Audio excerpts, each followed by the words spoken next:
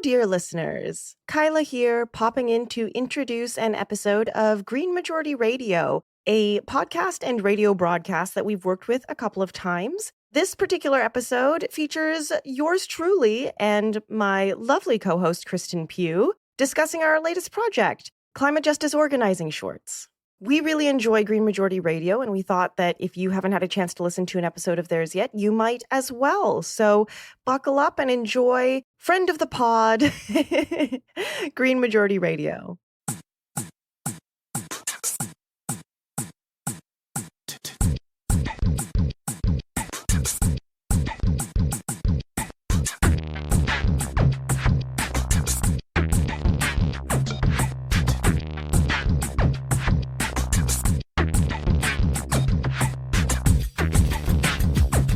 You know, sometimes people can be paralyzed by the fear of making a mistake, and sometimes you just have to get in there and try, and the effort is what matters. You have this less than 1% of musicians who are doing incredibly well and becoming billionaires, right, from touring. And then you have the rest of the 99% of musicians who are struggling to make ends meet. And the only ones who can kind of sustain themselves are ones who come from incredible wealth or families with huge connections in the entertainment industries.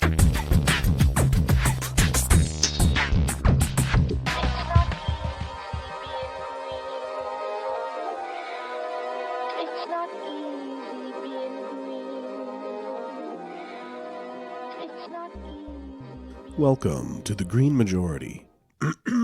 This is My Throat on the Way to the Grave and Green Majority. Best of March 2024. We have David Hostetter, we have Stefan Hostetter, we have Lauren Latour. Canada's oldest environmental radio show, the hell of the burgeoning world, just continually sprying up at us in these spumes, these flumes, and these twisting, malevolent floral enterprises of sensation. Wow. One is addicted to sensation. One has an experience which is good, and one thinks one would like to have more good experiences. I mean, I think it's hard to deny that. So one does one's best at isolating the factors that led to the good experience and repeating those in a repetitive pattern, developing a habit of clinging to structures that are supposed to yield further pleasure. Well, I mean, that's addiction. Stefan's addicted. I'm addicted. You, listener, are addicted. We are on CIUT 89.5 FM or your local community radio station or your podcast application, Harbinger Media Network. I have taken 2 weed gummies, and Stefan has betrayed me. I have betrayed you. And abandoned me. He has essentially cut off my genitalia and left me writhing in the street. I am the one here trying to bring this all together, and I'm being accused of abandonment. Bringing this all together, as if I were to have created a shambles for you to then nail together with a crude hammer. You apparently did just take 2 weed gummies, so. Well, I don't know what kind of weed gummies you take, but I take normal weed gummies. All right. Stefan looks like a velociraptor. All right. Okay, and now we are turning to Stefan and Lauren talking about 2 large omnibus bills recently introduced by Mr. Doug Ford, the Premier of Ontario. No, if you see a conservative with an omnibus bill, run the other direction. It's the worst thing in the world. And it's so funny because this is not just a Canadian conservative tactic. This is bad. I was talking to some international colleagues last week. Cannot remember where they were from. It could have been Brazil. It could have been Norway. It could have been anywhere. And they were saying that their conservative government was doing the same thing, introducing sweeping legislation to slash regulation across the board and calling it an omnibus budget bill. And I was like, oh my gosh, we do that. It's everywhere. They love the big bills. They're all about them because this act would make it easier to expropriate land for highways and transit projects before environmental approvals. It would Any future government would have to put on a referendum before instituting a carbon price, which I'll get to, which is also silly and wrong. But anyways, the third thing it would do is it once again alters municipal growth plans for like the fifth time in the last like 2 years. Like it keeps changing. I cannot imagine how it must feel to be a municipal planner right now, who just constantly has the rules changed under them every and again. And an additional Star article that came out, I believe, a couple days after this bill came out, highlighted that some of these more technical changes that are hard to sort of parse out will very likely worsen sprawl.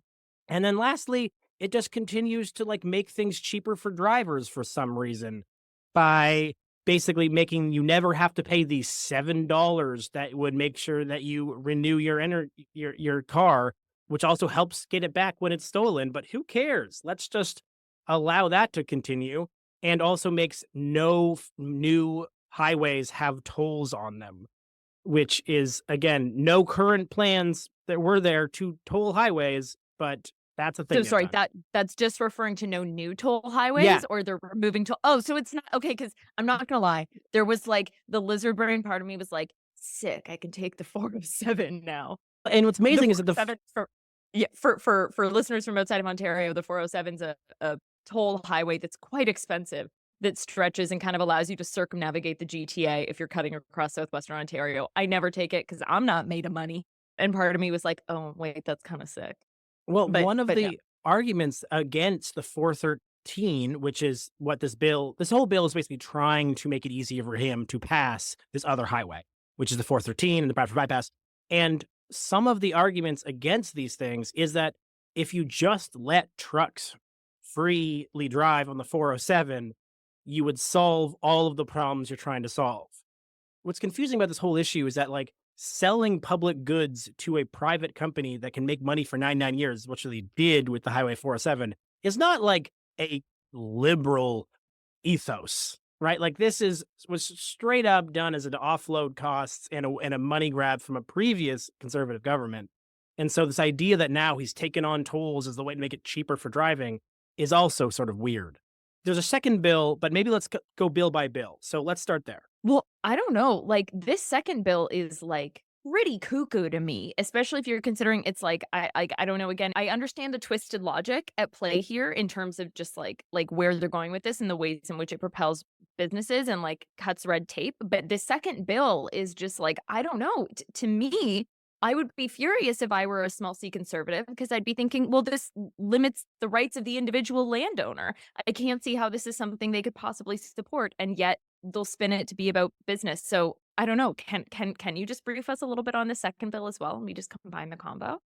For sure, for sure. So my understanding, and correct me if I am wrong about this, is that basically the Ontario Energy Board, which is supposed to be an arm's length part of the government, that it was going to require real estate developers to pay for the costs of new gas infrastructure up front, rather than spreading out the costs by charging customers over 40 years. Part of the idea here is that if they can spread it out, that makes it more likely that they will build these more now. And we don't, do we want to be locking ourselves into the gas infrastructure for the next 40 years? And that's an upfront cost to the government right away, that the government's specifically floating to these business owners. And the new bill basically undoes that. The new bill basically overrides this regulator, claiming that it will keep the costs of home ownership down, which is quite a take, but that's the argument. And basically sort of like gets rid of the idea that the OEB is an arm's length agency. It basically makes it just another wing of the conservative government, which, goes along with, I think last week or the week before, Doug Ford also basically defended his very political appointees to the board that chooses our Supreme Court judges by basically saying, well, what else was I going to do? Elect a liberal? I'm a conservative.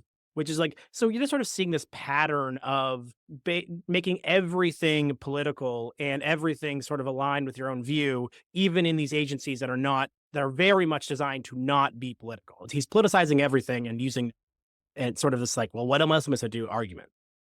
Well, yeah, and like with this one specifically with the OEB, the Ontario Energy Board, they were saying like, okay, well, like we're giving them time. They're going to go back and they're going to revisit their regulatory proposal that again was drafted over years, from what I understand, with lots of input.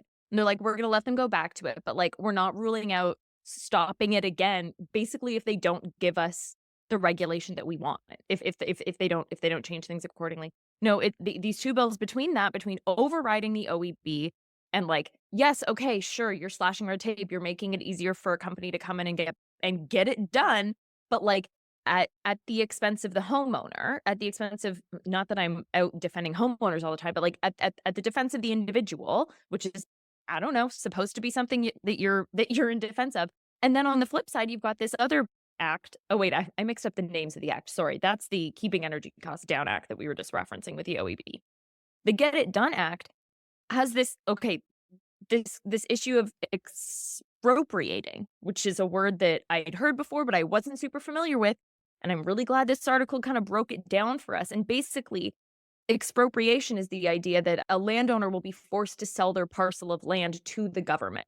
And previously, there were like, obviously, like hearings that were put in place automatically when the issue of expropriation came up. If the government were trying to force me to sell them my land so they could put a highway through it, those hearings were done away with in 2020 under the Ford government. And now they're continuing to make it easier to expropriate land in order to get these highways built. And it's like, I'm sorry, are you kidding me?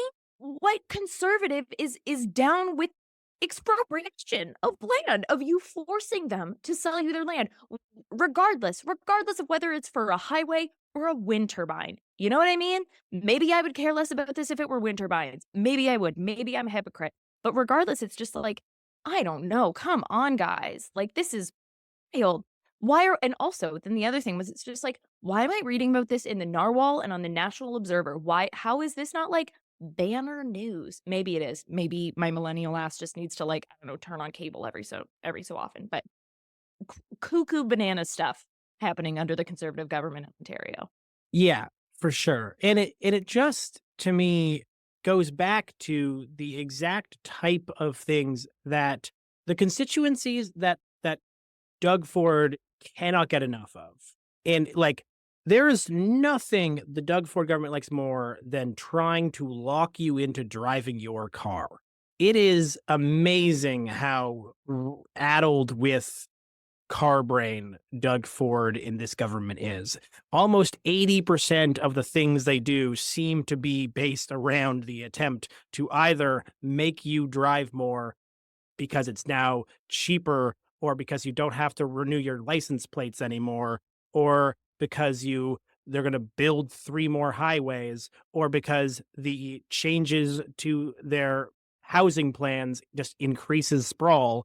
Like, every single one of these things, the number one outcome will be Ontarians spend more time in their vehicles. And like, that to me is a terrible vision for the future. No one is happy driving through traffic, and all we're doing is guaranteeing ourselves more traffic in 16 different ways with these plans. And the carbon price thing, that's just conservative showboating and going along with a sort of axe the tax thing that Poilievre is doing, because like, the next government doesn't actually have to do this. If the next government wanted to bring in a price on carbon, they can just repeal this law and then bring in a price on carbon. There's absolutely no way this will be effective. And we all may be aware, because of how much Poilievre and the Conservatives won't shut up about it, we currently have a price on carbon right now that was instituted by the feds legally without any of these things. And you wouldn't have to do it again even if it happened a second time. Like, literally nothing he is doing on that whole file is anything beyond prancing up and down saying I did something, because like, it's not actually that much harder at all to institute another price on carbon if they wanted to. He just wanted to say he did something. No, exactly. Sorry, I just like check dates, and my theory is falling apart based on the dates because we don't have another provincial election till 2026. But at first my instinct was, oh my God, Harper pulled out the omnibus bills like a year or two before the election. And it's a way of like ramming through as much change and as much like deregulation and policy alteration as possible, because it's like, it's right before an election. They want to get as much, I think of it in negative terms. They want to do as much damage as possible. But also on the flip side, they want to be able to, like, again, like you said, tout to their voters that like they're being effective administrators. But it doesn't quite work out. Harper's omnibus bills, I guess, rolled out in like 2014, 2013. Oh, well, you know what? 2014 to 2013, election in 2015, rolling this stuff out in 20. Anyway. Yeah, So it's this close. is, yeah. I will Right? say these bills are not as, I think, unbelievable as Harper's were. they're not like well, for Harper's Harper's, like C-45, it was devastating. yeah, there was like Yeah. everything. It was truly like Harper, as much as maybe the Kennyism interview we'll talk a little bit of Harper times, but like he just went for it. Like he was like, what if we Oh, had yeah. one bill that changed healthcare, the census, and environmental regulations and fishes? Why not? just Whatever. decimated everything.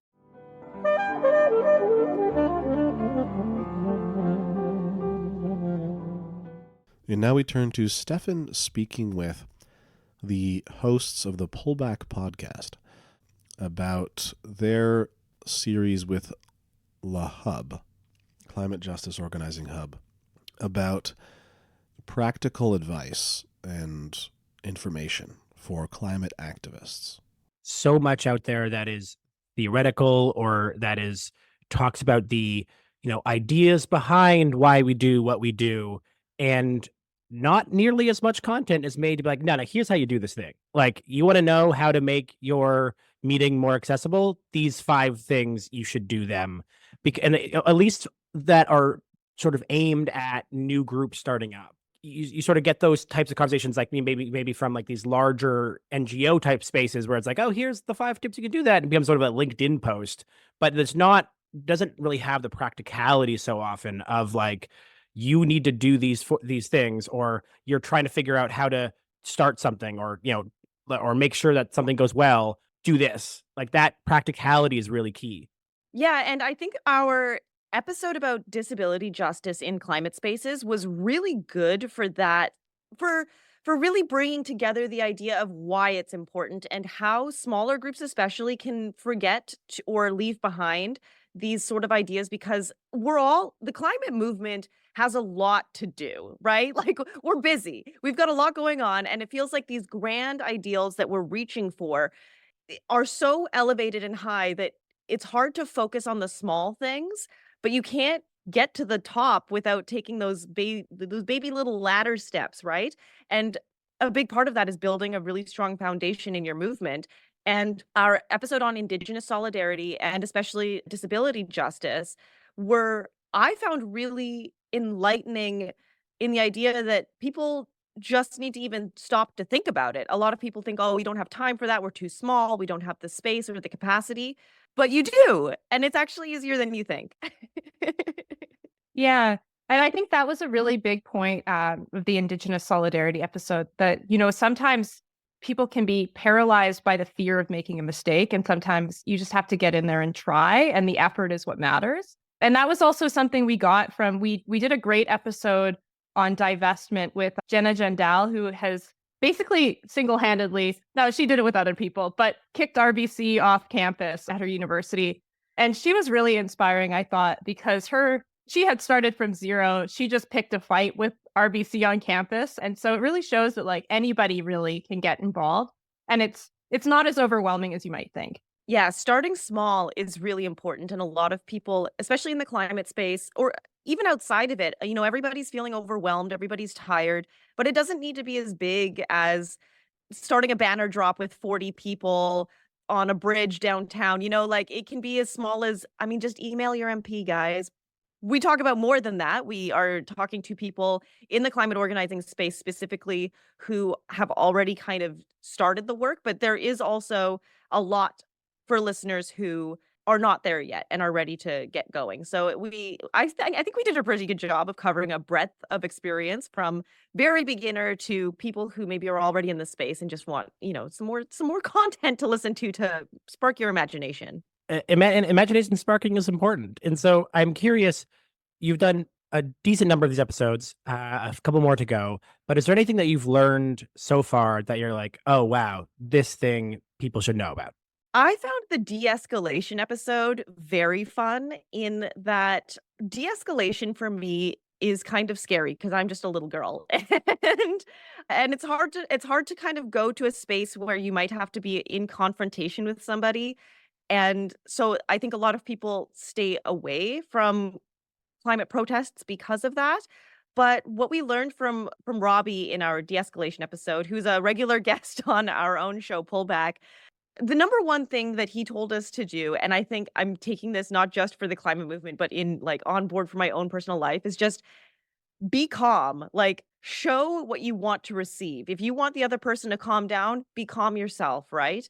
And it really is that easy. And the other thing is, everybody wants something. If you know what the other person wants, it's pretty easy to kind of level with them and get to that space. And also most people are decent. And so, if people do want to throw fists or whatever, it's not your job as a climate organizer to stop that.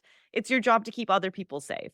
And I really appreciated that. I found he talked about marshalling at climate protests a lot, and I kind of want to be a marshal now. He really made it sound like a ton of fun, which is wild because de-escalation sounds so scary. But he made a really good point that like if you're just having a good time, like counter protesters will often just go home. Kristen, what's your favorite thing that you learned? Oh, I mean, I learned so many things, but I think the episode on disability justice with Daniel Sarah, it just had so many practical tips that I hadn't thought about. And including that the most important thing you can do for accessibility at an actual protest is like information, which seems really obvious. But if you just provide information about what the barriers might potentially be, people can make choices for themselves. And it's just such a simple thing. Even organizations with not a lot of resources can take that step at the very least, right? Can't always make sure that like there's every single like you can't always pay for sign language interpreters and things like that. You can always provide the information about like what's going to be happening, when the end time's going to be, where the bathrooms are going to be. Everybody wants to know that. That's such a good piece of advice. And the transparency makes people feel safer coming forward with their access needs, right? They're like, this is a space that might actually listen to me if I come up and I say that I need this access need. And so just providing information makes it easier for people to tell you what you might need to do if you aren't thinking about it. So often when new groups, and I've experienced this myself, come into play, you find yourself in this weird balance of you don't have any resources. So you feel like you can't do a lot of things, but then you feel an urgency to do stuff. So you end up doing as much as you can, which means that you don't actually give yourself the time to do the pre-planning. Like all of what you're describing there is just more work, right? It's just more time. It's nothing else, right? Like to tell people where the bathrooms are is not more money. It is literally just doing the work beforehand to think it through and be like, look at a map and be like, okay, well, here's the closest accessible washrooms to where we're going to do this thing, starting a month out instead of immediately. And I think that like we have this weird challenge, and I think this is more general to the climate movement and to our lives currently, which is that we have this drive and need to take action as fast as possible. And so we do that in a way that ends up being a bit more scattershot. Like if we just accepted that, okay, I'm going to do this rally, but I'm going to do this rally in an extra month later, and to give myself just a ton of time to be able to do these other pieces, you'll end up with a more effective rally, maybe not at the exact moment you thought you wanted or whatever, or you had to start thinking about it earlier than you expected, but you can make up for a lack of resources with an investment of giving yourself the space and time and slowing yourself down. Like it's amazing how much more you can do when you slow yourself down.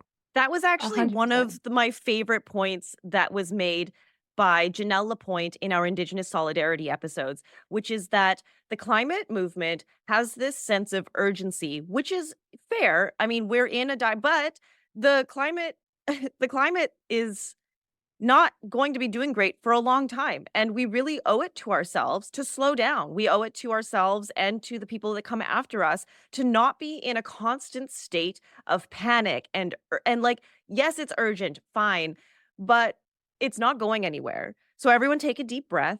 And she really lent on her own Indigenous teachings to kind of talk about how you need to think about things in the long run. And if you're packing a bag for a trip, in a night is the analogy she used that was wonderful. Then it feels awful. You're in a hurry and it feels rushed and you're going to forget stuff. You're going to forget stuff and you're going to have a bad time. So everyone just needs to breathe to like, this is going to take a lifetime, and that's okay, right? I love this work. And sometimes it can be kind of depressing, but one of the points that came up again and again and again in every single episode is everybody who's in this space and who's making an effort to make our world better feels like they have purpose and like they have something to be working towards. And I really appreciated that. And yeah, the point that you made is exactly right. Like the sense of urgency that we have that makes us kind of trip over our own feet to get to something. But why, right? Like there's just going to be another thing after that. So everyone breathe. Yeah, and I think as you mentioned, Kyla, this theme came up in a couple of different episodes, and I really liked in Daniel Serra's episode on disability justice the point that like if you do take that extra time and effort to make sure that the movement is inclusive, it actually makes for a much stronger movement in the long run because people can participate in the ways that they can. And because it's not a sprint, you need people to really be engaged in the best way that they can to contribute. So it's more effective also, in addition to feeling better. That's something I think that is really hard to unlearn, I think, for those of us who are steeped not only in the urgency of the feeling of the moment, but also the urgency that is created by our sort of capitalist system to say produce, produce, produce, and so the need to undo both of those things at the same time, because like one really feeds the other. You have this deep feeling of needing to produce because of sort of the internalized capitalism, the world we live in, and then you're told that there's like a very scary thing coming very soon, and you're like, I do need to do a bunch of stuff because have you seen that? But as we've seen, the path towards change doesn't come from 150 very quickly thrown together rallies. Like that's not a successful path towards change. And so we have to find other ways, right? Well, and one of my favorite things that we talked about with Montana Burgess in the deep canvassing episode is that I think what I learned from that is one of the most effective ways to create change, especially at the local level, which is where change needs to be made. You can't change everything all at once. Is just to have conversations with people that last more than 5 minutes where you're not trying to sell them something, right? Like you're going to go door knocking. Be ready to ask curious questions and listen to people as they talk about as they talk about these things that maybe they've just heard sound bites for, but they haven't actually had a chance to work through because we're all so busy living in our capitalist nightmare that nobody has time to sit down and actually think about the things that Pierre Poilievre or whoever is saying. And so they'll have a chance on the door with these deep canvassers to maybe think aloud for the first time and be like, wait a second, I don't actually agree with that. And conversations like that take time and they're slow, but they're really worth it because once you get somebody on side, that's somebody else in your movement. It's like a zombie apocalypse, right? Like the more people you can get in your horde, Are we the zombies in are. this analogy? Kristen, there's zombies in every analogy that I want to make. You're only lucky that I don't do it as often as I want. Although I do like the idea that we are the zombies because that give us a way better chance, I think, honestly. Like in every zombie movie, the zombies are the ones that are slowly taking over versus the opposite, right? So like if we're the zombies, that's great. Great news for us. Yeah. And it's just one little bite. It's one little bite and then you infect the person and then they're on your side. It's that easy. Just be a zombie. They're also slow. The metaphor really works.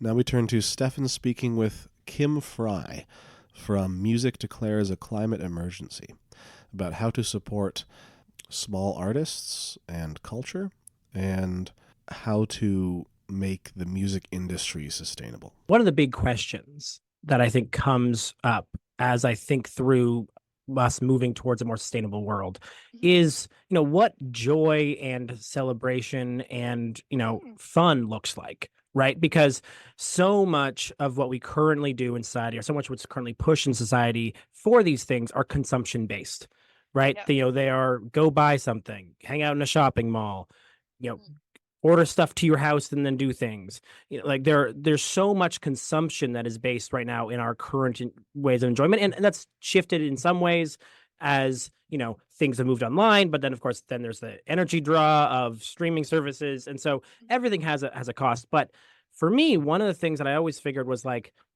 the least carbon and sort of the least impactful on the world in some ways is just being together. And obviously you see this not always the case, because so often when you end up in places like big festivals and stuff like that, to manage that many people, they end up going with really disposable things. And so you do run into this problem where tons of people in one space create some logistical challenges in terms of trying to ensure that you're not overusing disposables. But really, to me, the hope for me would be that the place we could find real change and in real joy within a low carbon world would be within these types of gatherings. And so music, to me, it makes a lot of sense in that way. And I'm curious Yeah. what your sort of thoughts on that are, and also what you're sort of hoping to inspire with your work at the Junos. Yeah. I mean, I totally agree with you that we need moments of joy. I think music festivals are kind of like potentially, not always, revolutionary places of people just stepping outside of their regular life and like being in a collective with other people. And so I think there's profound possibility in music festivals. And interestingly, Ian Garrett, who teaches at York University and runs the Center for Sustainable Practice in the Arts, we've done some work with them, told me, and he's done more analysis on this than I have, that if you have 1,000 people going to, say, Massey Hall for a show, assuming that those people are like not in their homes for those couple of hours, so their lights are turned out and they're not watching television, if they were to all take public transit or ride their bikes or walk to that music venue, there's a net gain because they're all together. They're not in their homes. So it's actually better for that period of time and drawing less energy. Even if we factor in like there might be some disposable stuff, it's still a net benefit. So the thing is how we get people to shows and to concerts, which really raises an interesting question, because the music industry doesn't control necessarily how much governments invest in public transit and in infrastructure, but they could potentially, and we're trying to leverage them or us, the music sector, to actually advocate more, because there's been a lot of talk, especially in Toronto, around saving the nighttime economy.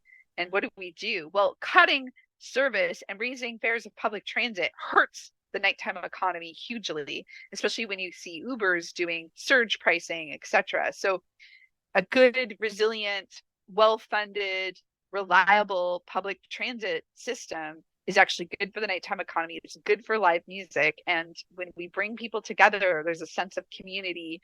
And there's also like, it actually is better for climate. So I think, we're really experimenting with what can music venues or music festivals do besides obviously advocate for better investments. And we did something really interesting last month where CBC, who's the broadcaster for the Junos, had an event in Halifax called Road to the Junos. It was 5 nights, the same venue, different East Coast artists, and they invited us to activate and participate with them. So what we did is sent a communication to all ticket holders, encouraging them to take public transit, to walk or to cycle or carpool. And if they did, they could come and see Music Declares Emergency at our table, and only they could enter a ballot for a contest. And then at every intermission, I got up, I spoke about Music Declares Emergency, talked about our campaign, why we were doing it, and selected people to win free Junos wristbands or tickets to the concert on March 17th. And we had hundreds of people throughout the week fill in ballots.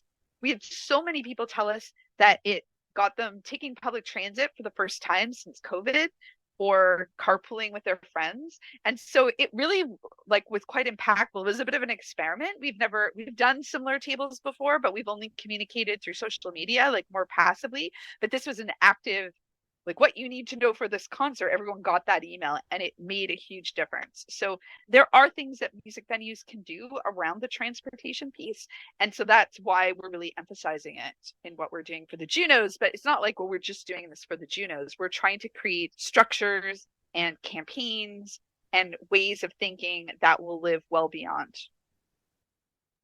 Right. That makes a lot of sense. And yeah, and again, is the sort of thing that we need. Like, we need more people to start taking transit again. We need to shift the culture of moving towards transit. And I mean, as people have seen, the times transit is drastically the best way to leave a really big venue. You know, a couple weeks ago there was a post about it was a long exposure, or sorry, a time lapse of people leaving a concert, 50,000 people leaving a concert, and it's like going to the trains and getting on the train and coming out, and then new people show up and then getting out. And it was just showing how many people use this in a short period of time.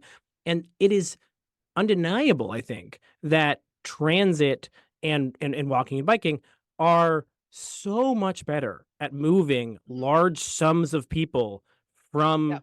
places. Like, every other time you try to do it, you try to drive out of the Sky Dome after a baseball game, for example, it's going to take you 3 hours to leave the parking garage. And that's true about any number of these venues and any number of these places. And so, yeah, to me, that public transit piece is not only great for carbon emissions, but also for the experience. It's just so 100%. much easier and safer for everyone. Yeah. And fun, right? Like, you're high after a Yeah. concert. You're like so excited, and then you're with on a subway car with like all these other fans of that music. I mean, and it, this is a very big city, maybe focused way of thinking about it, but we've been like trying to find funding to experiment with music buses. So you think about, like, people come into Toronto from Guelph, from Waterloo, from Hamilton, from London, from Oshawa for shows, and they may take the GO train, but it might not go out to the suburbs in a time that's going to work for them.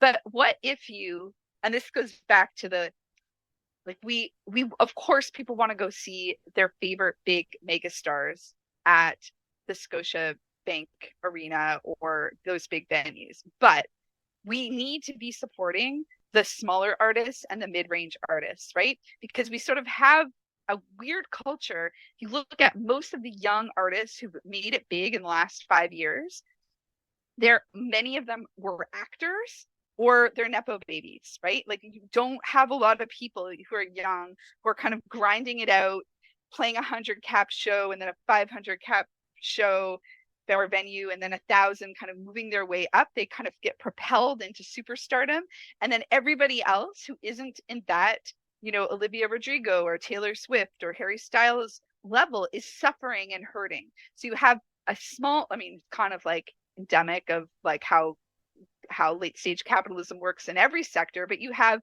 this like less than 1% of musicians who are doing incredibly well and like becoming billionaires, right, from touring. And then you have the rest of the 99% of musicians who are struggling to make ends meet. And the only ones who can kind of sustain themselves are ones who come from incredible wealth or like families with huge connections in the entertainment industry. So how do we come up with systems that acknowledge that people are going to go see Harry Styles, and I'm going to go see Neil Young this summer, right? We're going to go see those big stars.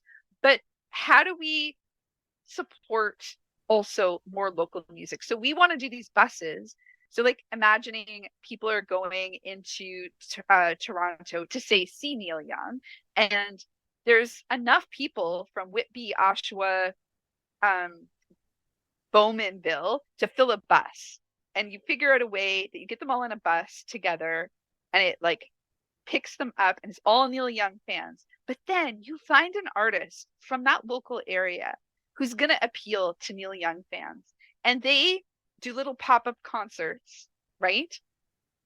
For all the people getting on that bus, they go on that bus, they get a free ticket to the concert, and you're exposing them, and you're then encouraging all those people to be like, hey, thanks for taking this bus. This is a really great climate initiative. This artist is going to do a concert in your area in a few weeks. You all need to get tickets and go see them, where you can ride your bike or walk to the venue. And don't only go to the big shows in downtown Toronto where you're paying hundreds of dollars. This guy's going to play for $20, right? And maybe they'll become the next big star, and you're supporting. So like really trying to pair the work we're doing around climate with also trying to build a better local music culture.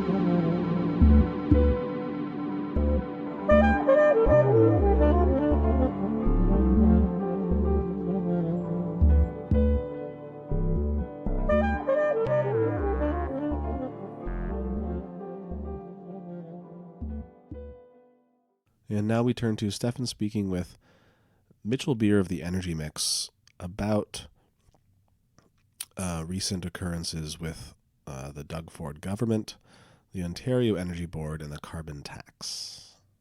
The story with the Ontario Energy Board was that in December, through much or most of the year, they had been holding hearings on how Enbridge, which is our gas supplier in Ontario, how they would set their rates over the next period. And the OEB ruled in December that Enbridge would have to charge developers who would then pass the cost on to households for the full cost of their gas hookups at the point when they hook them up, as opposed to collecting that money over about a 40-year span, 20 or 30 or 40-year span. It's expensive. So the reason that matters is that spreading the cost over a longer period of time amounts to an incentive to install new gas infrastructure at a time when we know we can't have any more. You know, the popular name of the product is natural gas. Climate hawks like to call it fossil gas or methane gas. And the reality is that the primary component of natural gas is methane, which is 84 times more potent a climate pollutant than carbon dioxide over the 20-year span that matters most, because that's the time we have left to get climate change under control. So we can't be installing new gas pipelines. We can't be installing new gas distribution networks and hookups. And yet, because of the way their business is structured, and I can get more into this if you want me to, Enbridge basically has an imperative to keep on installing new infrastructure. They will start to lose money as soon as they can't do that anymore. And what the OEB was saying basically was the way you are going to price those new hookups will basically reflect the real cost of installing them in a way that makes gas less competitive against the things that we should be doing, like lots more energy efficiency, heat pumps, essentially electrifying everything, electrifying heating and cooling, and you know, whatever appliances we have in the home. Enbridge had every existential reason to oppose that, even if all the rest of us have every existential reason to be in favor of it. And literally within days, you know, you've got to pity the poor energy minister, Todd Smith. You know, he wasn't getting any early break for his holiday season here. Within days, he said that the province was going to introduce legislation, and they have since, to roll back this decision by the OEB. And what is astonishing and unprecedented and really disturbing to regulatory watchers in Ontario is that the Ontario Energy Board is independent. It's supposed to be politically independent. It's supposed to take no sides, play no favorites. And for a few of the stories that we've covered lately, and in different contexts, I think we talked about the Salomon North Pipeline a month or two ago in Ottawa. I've heard people say at least 2 or 3 times, this does not mean that I always agree with the OEB. It doesn't mean we won't publicly criticize the substance of a decision if we think it's flawed. We will do that. But we're not questioning their process. We get it that they're honest actors, honest players. And that is so fundamentally essential to, first of all, give us a better chance that a decision will go right, at least some of the time or more of the time, and fundamentally to be able to have trust in a system that is not rigged in any direction.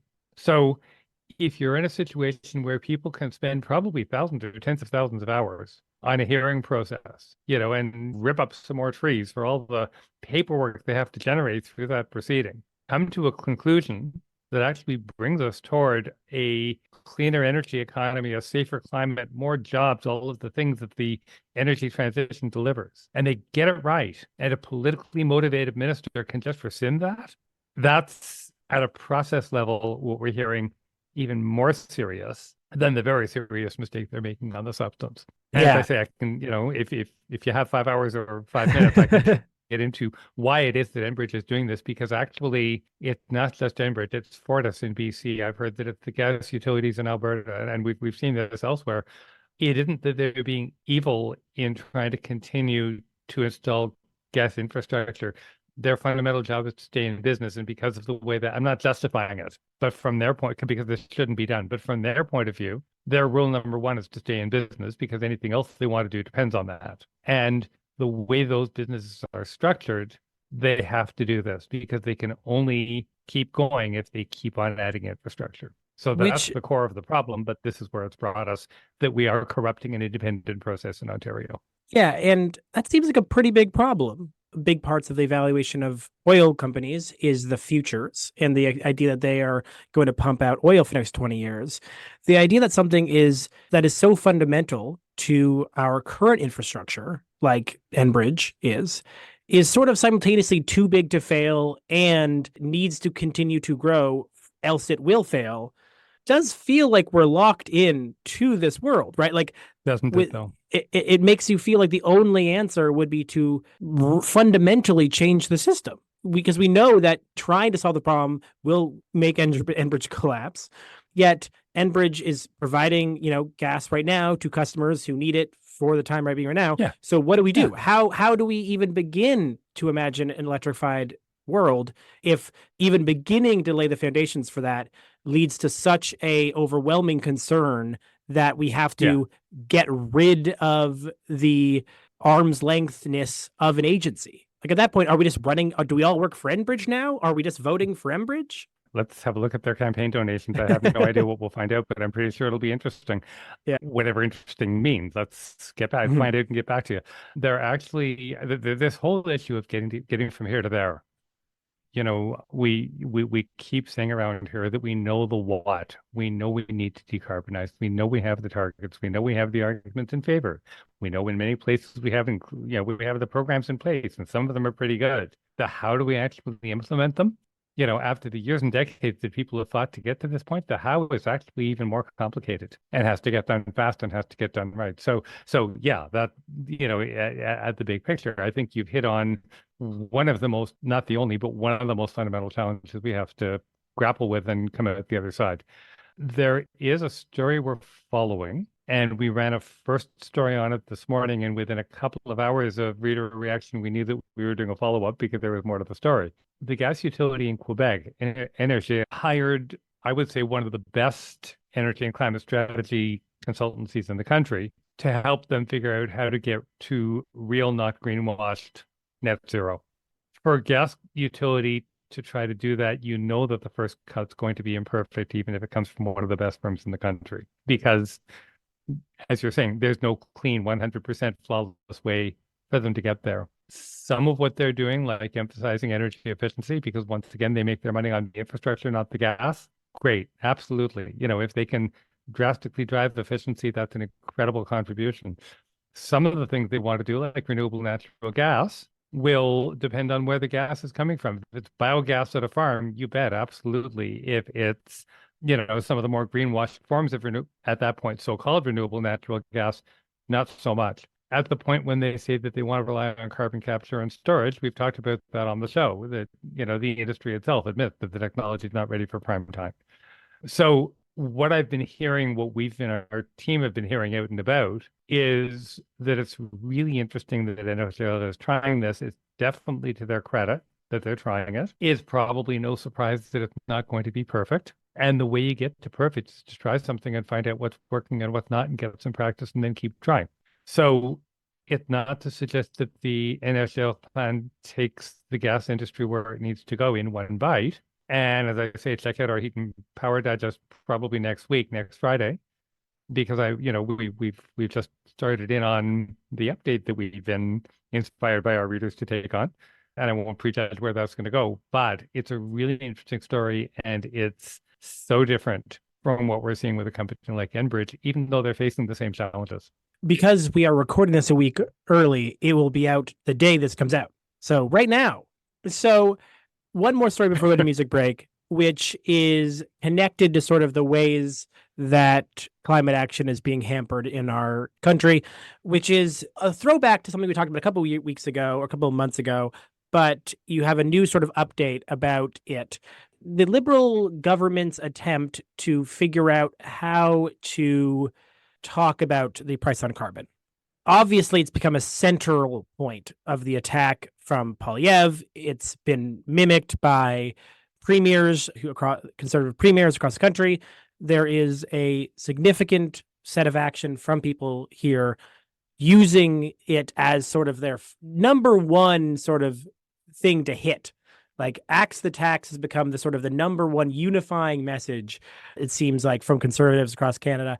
And that's a relatively profound problem for the Liberals and for climate action in generally, because for all of its failings, a price on carbon was one of the major goals that environmentalists had for a very long time. And so can you tell us a little bit about the challenges that Ottawa is facing and what there is to be done about it?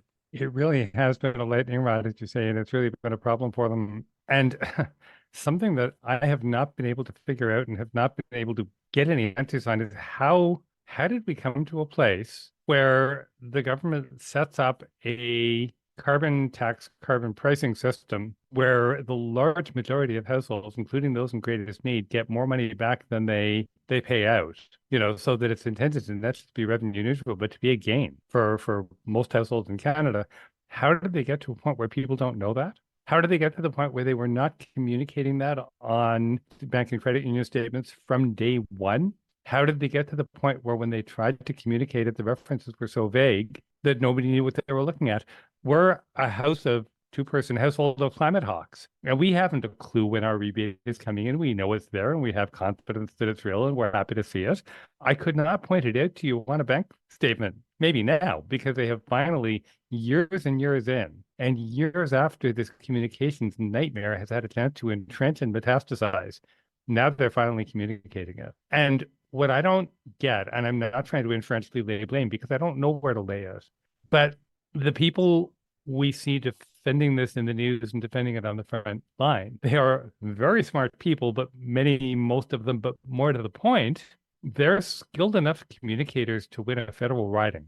Okay. And, a comms person on a campaign can do a lot, but if your candidate can't string two words together or explain a concept, there's only so much you can do. Any communicators who have ever worked on campaigns has been there and never wants to go back. That's not the case here when I look at the people who've been responsible for communicating this. So how is it that these just basic 101 mistakes were made? And I'm putting that in the passive tense because I don't know the answer to that, so that this problem came up. As it stands, the news reports we're seeing now say, no, the rebrand has failed. The rebrand is being mocked. And, I can, only agree with you that, yeah, axe the tax has become a bludgeon that one particular political party is using, even though some households, I was reading about this happening in Saskatchewan, are becoming alarmed about what will happen when that money isn't flowing back to them.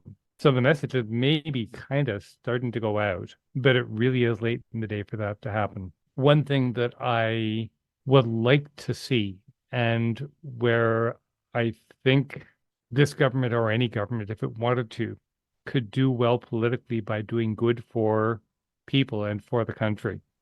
The axe the tax mantra took on so much more power in late October when the Prime Minister announced that they were suspending the carbon tax in the Atlantic, increasing the heat pump incentive, and specifically focusing their efforts on households that were still stuck with oil heating.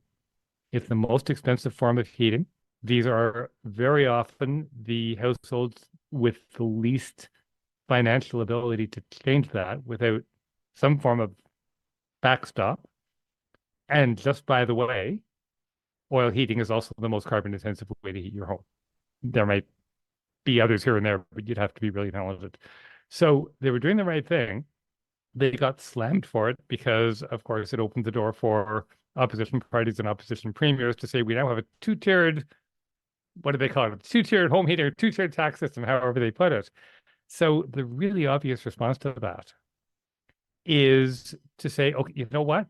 Strip away the rhetoric, stop calling us names, and this is one we can actually agree on. What we need is a heat pump incentive for all households, for all geographies, and for all heating types, right? For low and moderate income households. Okay, so if you're in Alberta and you're heating with gas, and by the end of each month you're choosing between food and fuel, you're in. We get that you're not in the Atlantic and that you're not on oil, but we're extending it. Okay, let's set out to get as far as we can down the road to making energy poverty history so that nobody ever again has to choose between food and fuel. And by the way, if I can articulate any of this, so can they. If it were rocket science, I wouldn't be able to. Now, with the budget coming up, what we have on April 16th, I think, what we have heard from the Minister of Energy and Natural Resources, Jonathan Wilkinson, is that the Greener Homes Energy Retrofit Grant, which has now been discontinued, is going to be replaced by a program that is specifically for low and moderate income households. And what we're hearing from the energy retrofit and energy auditing community, and we're talking about 75,000 jobs here, is yes, absolutely set up a low income program. We've been begging and urging you to do this for years. Good on you. But don't cut back the program that everybody else needs, because at this point, we're getting energy retrofits done. We're getting buildings more efficient at about 1/10 the speed we need if we're going to decarbonize our buildings on time.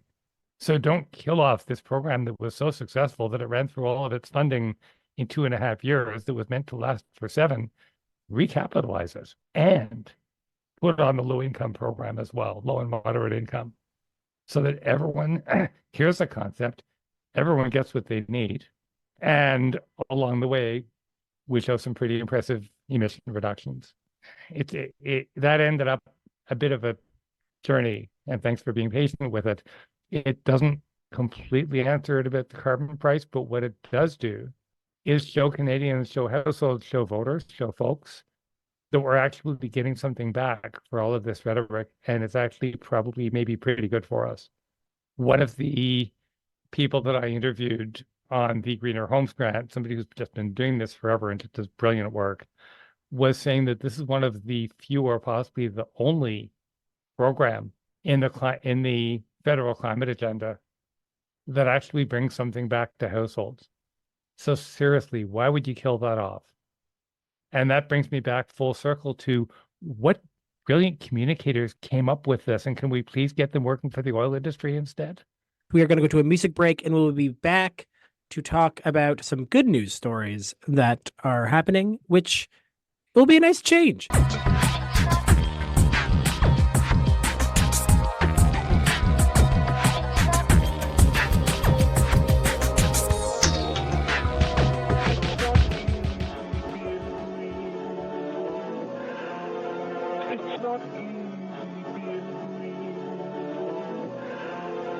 It's not easy.